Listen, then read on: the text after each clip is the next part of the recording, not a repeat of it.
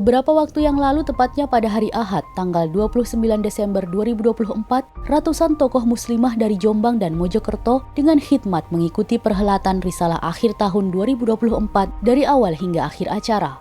Mengangkat tema kepemimpinan sekuler menyengsarakan, kepemimpinan Islam harapan masa depan, para peserta antusias menyimak paparan materi terkait masalah kepemimpinan hari ini yang sangat jauh dari tuntunan Islam sehingga menimbulkan banyak kesengsaraan bagi umat. Selain itu, pemateri juga menjelaskan bahwa kepemimpinan dalam Islam berabad-abad lamanya terbukti mampu membawa kesejahteraan dan keberkahan hidup bagi umat. Bagaimana tanggapan para tokoh muslimah yang hadir terkait hal ini? Mari kita simak wawancara berikut.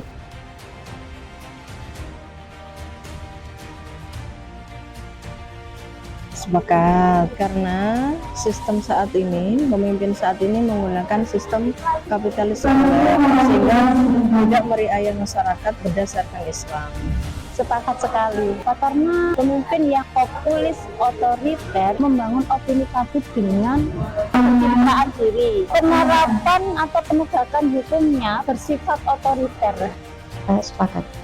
Saat ini kita sudah bisa melihat sendiri bagaimana pola kepemimpinan yang ada. Itu kita merasakan betul ada upaya untuk membuat seolah-olah kebijakan yang ada itu berpihak kepada rakyat kecil, akan tetapi pada prakteknya justru rakyat yang harus mengalami pil pahit.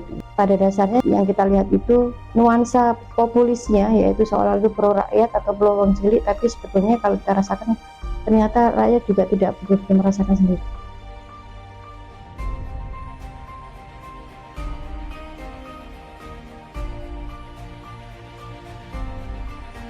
Saya sepakat, karena dalam Islam sudah jelas tuntunan perubahannya. Rasulullah sendiri sudah menjelaskan tahapan-tahapannya, torikoh-torikoh untuk kemudian sampai pada perubahan yang hakiki.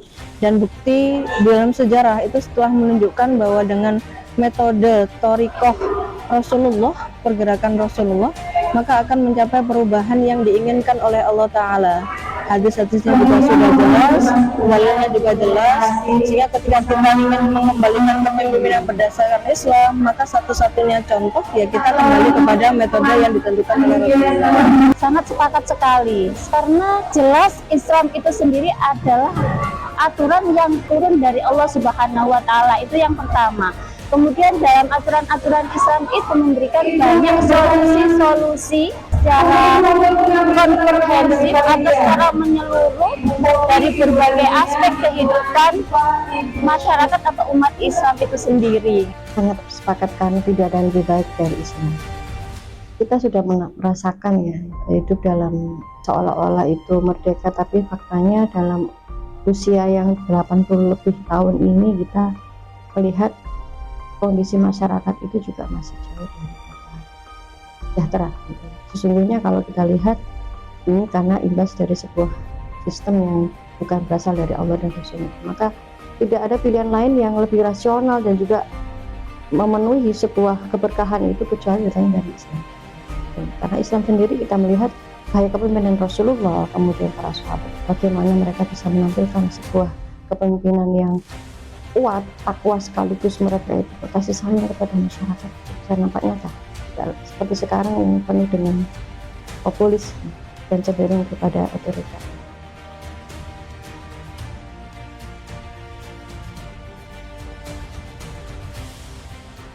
Yang kami pahami di dalam Islam, sebaik-baik pemimpin adalah pemimpin yang dicintai oleh rakyatnya, sehingga dia mempunyai kewajiban untuk menerapkan Islam pada seluruh kehidupan rakyatnya. Yang kedua, karena pemimpin dalam Islam adalah pemimpin yang takut kepada Allah, maka dia akan menjadikan rakyatnya benar-benar peduli dengan kewajibannya sebagai seorang muslim. Tanggung jawab umum bagi pemimpin yang pertama yaitu mengurusi segala urusan masyarakat atau urusan umat dari berbagai aspek kehidupan. Kemudian yang kedua, dapat menasihati atau mengajak rakyat atau masyarakat itu untuk bertakwa kepada Allah Subhanahu wa Ta'ala. Selanjutnya, seorang pemimpin Islam itu harus bisa mengelola atau tidak merampas harta rakyat atau mengelola harta rakyat itu dengan benar. sesuai dengan aturan-aturannya Islam. Bisa mengajak umat Islam itu pada sebuah kebaikan agar masuk surga. Ketika kita berbicara Islam, yang pernah saya jumpai dan pernah saya kaji itu, pemimpin bertanggung jawab penuh untuk melakukan periayahan atau membimbing mengayomi masyarakat itu pada level yang menyeluruh. Profil pemimpin itu dia harus kuat gitu. Dari sisi pemahaman Islamnya, pemimpin itu tahu bagaimana cara memimpin. Yang kedua dari sisi ketakwaan, kita melihat kalau bukan orang yang bertakwa, siapa yang takut sama Allah kecuali orang-orang yang bertakwa. Padahal kalau kemudian takwa itu tidak ada, tidak akan ada kontrol dia terhadap dirinya sendiri sebagai pemimpin. Untuk mengontrol dirinya tidak bisa, bagaimana bisa mengontrol manusia yang lain?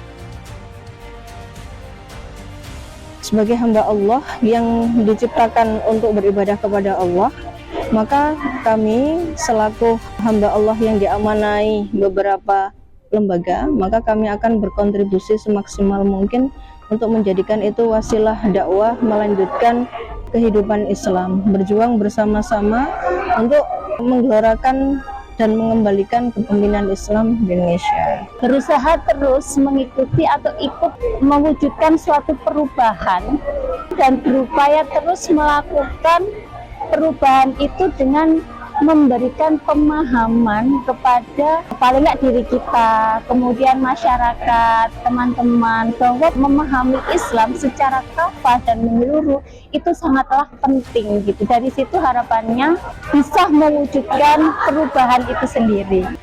Sungguh gitu ya, saya ingin dan saya harus menjadi hamba Allah yang kontribusi aktif ya, untuk kemudian bagaimana kita bisa mengembalikan lagi peradaban Islam itu kembali kepada pemiliknya, yaitu kaum muslimin. Artinya ini karena sebagai muslimah, saya juga seorang ibu, saya juga anggota masyarakat.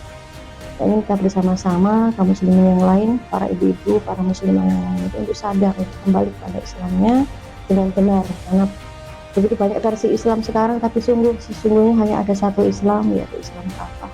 Bagaimana Islam kafah itu bisa menjadi sebuah pedoman hidup yang mereka ambil dengan benar, dan itulah yang kita pahami bersama. Maka kontribusi aktifnya, yuk kita lebih banyak lagi menyelenggarakan forum-forum yang itu mengedukasi masyarakat kepada Islam. Harus ada perubahan hakiki terhadap sistem kepemimpinan yang akan menjadikan kehidupan umat berkah di dunia dan akhirat. Kepemimpinan Islam atau yang dikenal dengan khilafah merupakan satu-satunya metode baku yang sesuai dengan tuntunan Islam dan terbukti selama berabad-abad mampu membawa rahmat bagi alam semesta dengan menerapkan aturan Islam secara kafah. Tentu saja untuk mewujudkannya dibutuhkan peran dari seluruh pihak, terkhusus para tokoh yang merupakan simpul-simpul umat.